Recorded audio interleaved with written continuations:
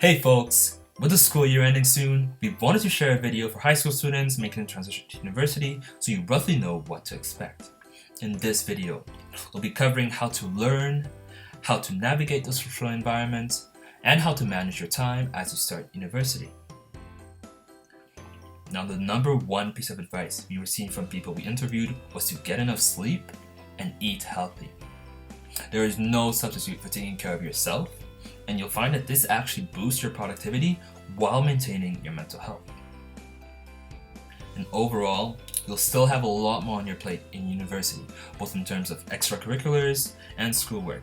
So we'll start by giving you some tips on how to optimize your learning strategies as you head into university. The most important thing will be for you to understand the difference between active and passive learning. I'm sure there were many times you could get away with just rereading your notes in high school. That is not going to work in university. The amount of content you'll go through will be much larger than in high school, and it is central to your academic success in many courses as you transition from learning to know to learning to understand. This can mean doing practice problems or tests online instead of going over lectures, or even writing your own summary of the topic instead of just memorizing your notes. Another habit that will increase your chances of success in university is spaced repetition.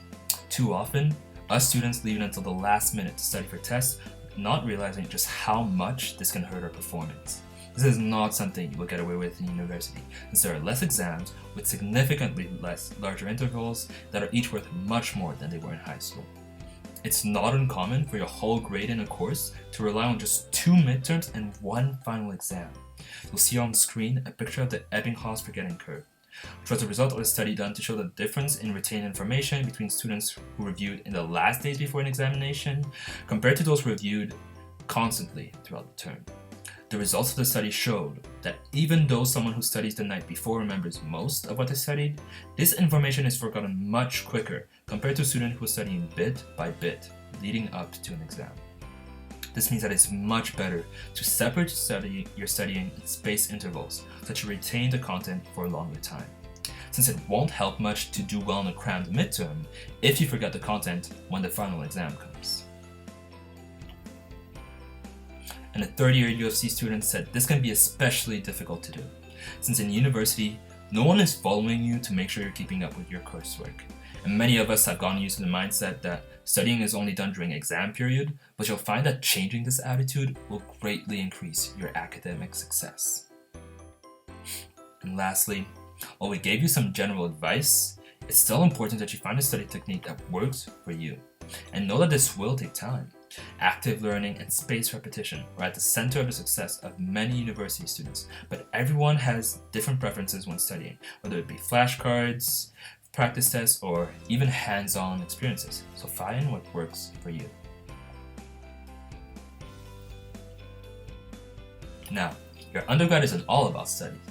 You're entering a new community that allows you to network, find extracurricular activities you can put on your CV, and of course, meet and hang out with new friends. In this part of the video, we'll give you some tips on how to succeed at all three while maintaining a good work-life balance. And we'll start with your orientation week, where you'll be meeting some upper year students. Get to know them better, because they'll be the people you can always ask for advice on how to stay focused, or what university clubs to join, and even where to find the cheapest pitches. As one of our interviewees said, along with stress relief, campus activities will help you approach the work in your field more creatively, since you'll have a wider perspective of the world.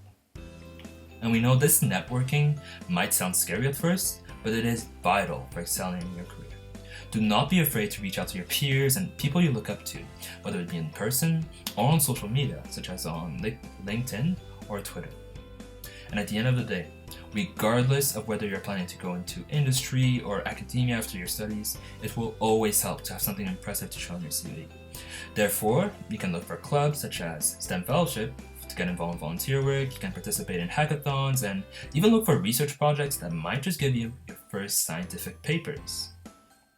Finally, to be able to balance your studies and your social life, we'll give you some tips on time management in the last chapter of this video.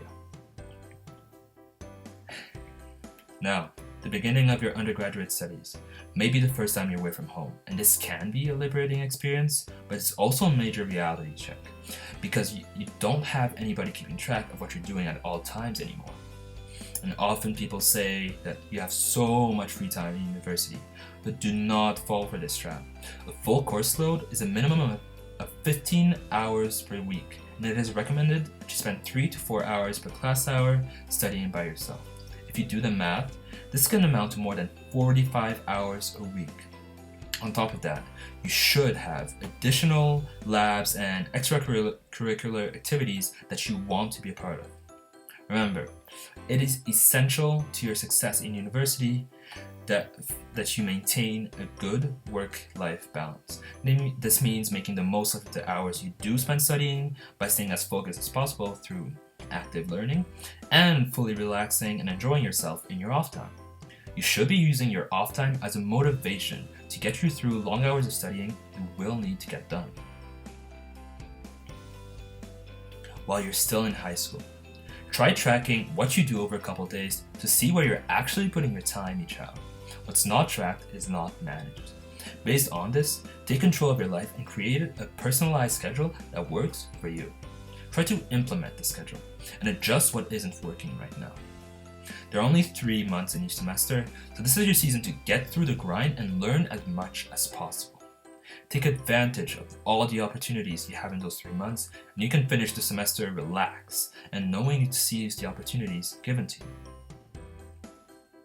For this, utilizing to-do lists can be a godsend, because the brain was not made to hold all the tasks you have to do, so writing them down will increase your productivity greatly. There are many apps such as Google Tasks and Todoist that you can check daily to help you keep track of the many assignments and deadlines you will have. Find time management strategies that work for you, and it will relieve a lot of the stress that comes with university life. I hope you found these tips helpful. And we've also linked some other useful resources like videos, books, and blogs below that will help in your transition to university. Don't forget to like and subscribe. And if you'd like to find out more about STEM Fellowship, please check out our website at stemfellowship.org or our Facebook and Instagram page.